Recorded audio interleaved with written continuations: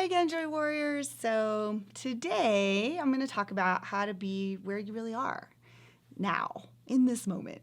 Some days, even now, I know my life can look a little big and like everything I've got it together, which is comical. But I really still have a lot of self-criticism at times. It's hard to feel like I can function with as much stress as I have on me. And then especially when others, as I become more in the limelight, more people criticize me or say things about me, and it hurts. It doesn't makes me feel like I'm not enough. I think part of that's the human experience, but I also think that those of us that come from more obstacles or traumas, that it can dive a little bit deeper and can cause another set of problems. So I actually want to talk a little bit about that. You've spent the month so far already working on your meditation, hopefully doing every day 5 minutes, affirmations. And so now you're learning all these new tools, or maybe you're reusing them again and finally getting invigorated. And then there's that funny thing that happens, or at least it did for me and a lot of the people I mentor, is that all of a sudden you start beating yourself up with these tools that you have. And you're like, I'm not meditating enough, or I'm not meditating good enough, or I don't do it right.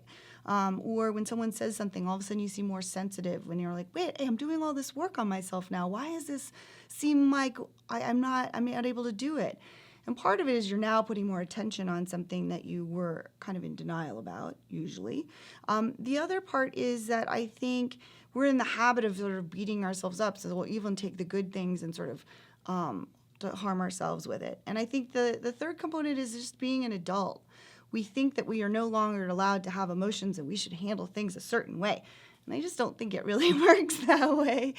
If you watch a baby, babies are fascinating to watch. And now that I have a baby clinic in the middle of nowhere, you watch them.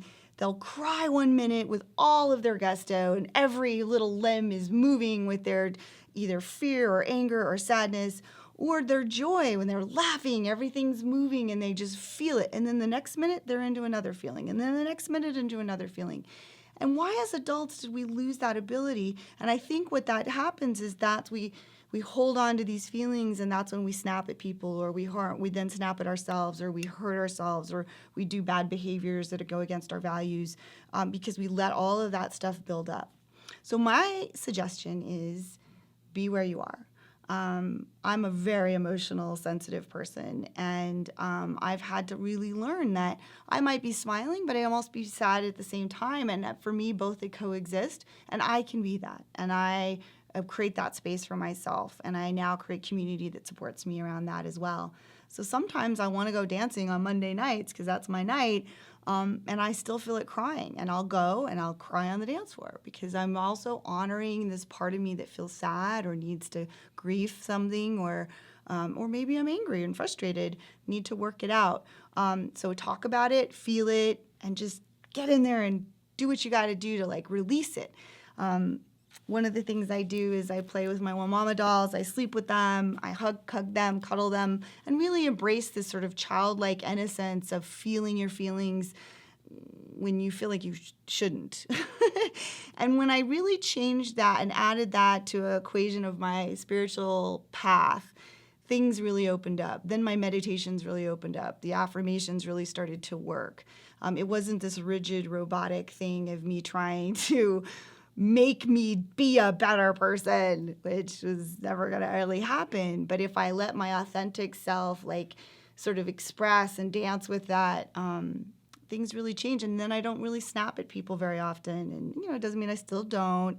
But usually when I do, it's because I didn't take my own advice on this very issue, right? Like I've let emotions build up. I haven't given myself room and space to have my feelings, and just be with where I'm at today. So today, ask yourself, where do you hold and embrace that part of you that embodies self-criticism? Notice it. It's a roadmap. And then how do you hold that space there for yourself to release it or be with it? And then how can you walk through to show the world, anyway, even though you have these feelings that maybe don't feel as comfortable as you'd like them to be?